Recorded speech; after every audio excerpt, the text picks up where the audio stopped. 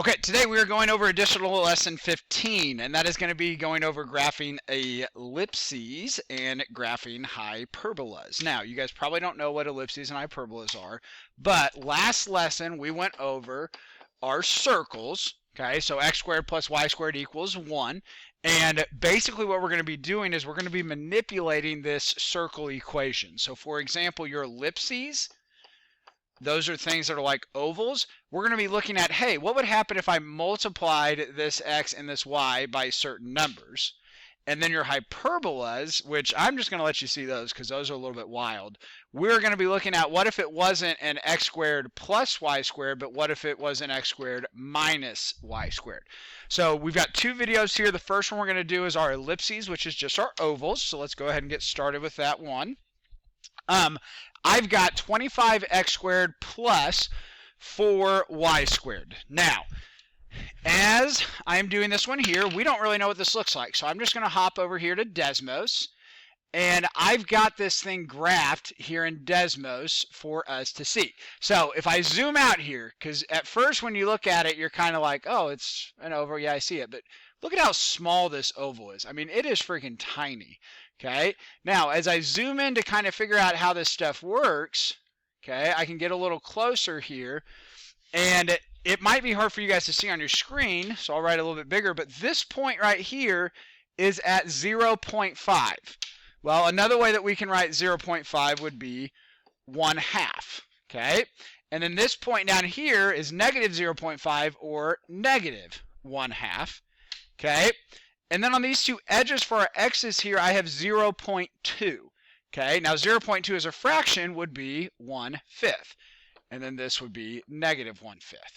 Okay, so the first thing that I notice, yes, it's really small. We're dealing with fractions here. But the first thing I notice is this 5 on that 1/5. And what's the relationship between 5 and 25? Well, the square root of 25 equals 5. So there appears to be some sort of a relationship there. Okay? And then I have my 1/2. Okay? And so that 2, what's the relationship with 2? Well, the square root of 4 gives me 2. So this number in front causes this thing to stretch, or in this case, shrink by whatever this factor is, the square root of this factor here. Okay, so we made an oval that is super, super tiny, okay? But if I want to make an oval or an ellipses that is much larger, okay, I had big numbers here, which resulted in small over here, big number here, which resulted in small numbers over here. So let's flip this thing then. What would our ellipses look like if I did 1, or not 1, because the x squared is on top. Instead of 25 times x squared, what if we did 1 over 25 times x squared? Or x squared divided by 25. And again, y squared over 4. Okay, so what would this look like here? Well, let's type it in, and let's see. Go up here to my x squared, and I'm going to divide that by 25. Get rid of that 4, and I will divide this y squared by 4. Well, now it's not even showing up. So let's zoom out here, and we can see if we zoom out, okay, this stretches all the way out here to your negative 5. This stretches all the way out to 5. So again, square root of 25 gives me 5. And this stretches all the way up to 2 and all the way down to negative 2. And again, square root of 4 is 2.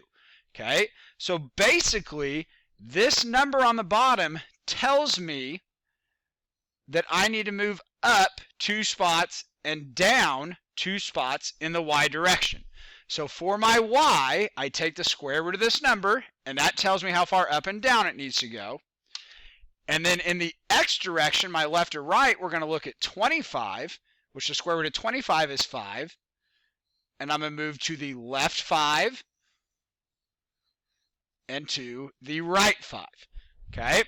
So that's how we're going to go about graphing ellipses, okay, or your ovals. So let's go back to our notes here. So we want to mark this one out because that one's actually not one that we want to deal with. We want to deal with x squared over 25 plus y squared over 4 equals 1. And if I want to graph this one is centered here at 0, 0. Okay? And we are going to, based on our y, we're going to go up 2 and down 2. And then based on our x, we're going to go to the left 5 and to the right 5. And there we have our ellipses. Okay? So that's kind of neat. We were just kind of looking at, how does that work? Well, what if I want to shift this thing? Like say I want to shift it to the right one. Well, think back to your circles. What made a circle shift to the right one? Well, what shifted the circle to the right one was if I had an x minus 1 squared. So if I want to shift this ellipses to the right one, I still do the same, x minus 1 on top. I'm just going to have it divided by 25 on the bottom. So this here would cause each of these points to just shift to the right 1. Okay, if I wanted to shift it up 5, then I could take my y value here, shift it up 5 would be y minus 5 because we do the opposite, and then each of these points would shift up 2, 3, 4, 5. Oh, I did that in the wrong spot. 1, 2, 3, 4, 5. All these points would be shifting up 5 spots.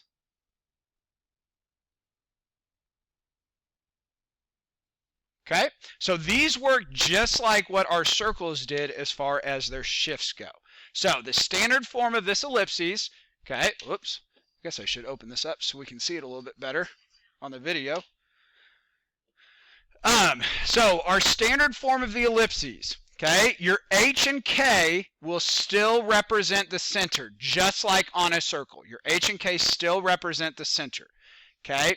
The difference is your radius in the x direction is going to be the a value. So it will be the square root of whatever this bottom number is here, okay? Because the bottom number is a squared, so you got to take the square root. Same for your radius in the y direction. Your b will be the radius in the y direction, so you got to square root what number's on the bottom. The difference thing for this in a circle is that this number here, that 1, it will always be 1. Okay? It can be something different, but it's more difficult to graph these ellipses if it is something different. So for our cases here, when we're dealing with these, it will always be equal to 1 so that we can see, hey, here's the center. Okay, this is how far, square root of that is how far I go to the right and left. Square root of this is how far I go up and down. Okay, so let's just practice with this here. Got a couple examples here. I want you guys to graph these two examples of your ellipses. So pause the video, try and graph these things real quick. Okay, hopefully you had that video paused. Starting out with the center. Nothing has happened to our x and y, so we are centered at 0, 0. Okay, now in my x direction, I'm not going to be moving left and right 9. Okay, I'm going to take the square root of 9, which is 3. And I'm going to move to the right 3, and I'm going to move to the left 3. Okay, 36. Okay, again, not going to find 36. I'm going to look at the square root of 36, which is 6. Y's, that's under the y, so it's going up and down. There, we're going to go up 6 and down 6. So my ellipses, oops, about missed that point there. Looks like that there. Wow, that is beautiful. Okay, next one here. It's a little bit different. Again, if you haven't paused the video, pause it and try it on your own. I've got an x plus 3 and a y minus 2. That means my center starts here at 0, 0, and I'm going to go to the left 3 and then up 2 for my center. Okay, so my center has shifted. For my movement in the x direction, okay, 25. So what's the square root of 25? Well, it's 5. From my center, I'm going to go to the left 5, and I'm going to go to the right 5. My y direction, square root of 4 is 2. So I'm going to go up 2 and down 2. Okay, so our ellipses looks like that there. Now, you could also graph it just with the center at 0, 0, and then do the shifts. I just think it's easier to just shift the 1 point that is the center. Okay, we can also do the reverse on this one. So reverse on this one is, hey, here are a couple of ellipses, and I want you guys to give me the equation. So find the center, find what your x and y directions are. Again, pause the video, try this one on your own. Okay, one on the left here. Its center is at 0, 0. So that means I'm just going to have an x squared and a y squared. Okay? They always equal 1. There's no shift that's happening with the center, so it's just the x squared and the y squared on top. Okay, how far to the right do I go? Well, I'm going 2 spaces to the right on either side. So that means I'm going to have a 2 on the bottom, and that will be a 2 squared.